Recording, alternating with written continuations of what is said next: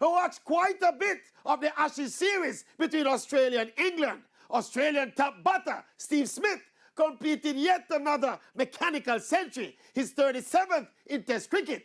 And while no one can take away Steve Smith's productivity, as reflected in his almost 11,000 runs and 56 average, there is still something about the way Steve Smith makes his runs that is distinctly unorthodox and indeed unattractive.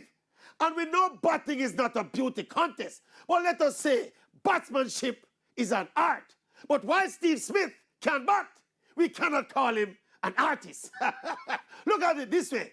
It's like all the great batting stylists of the Test game, like a Brian Lara, Sachin Tendulkar, or Kumar Sangakkara, even Ricky Ponting, when the man they play certain signature shot, the on drive, the square cut, the cover drive, you jump and shout and clap and give them a loud round of applause. What is Steve Smith's signature shot? Oh, wait, look. What's Steve Smith?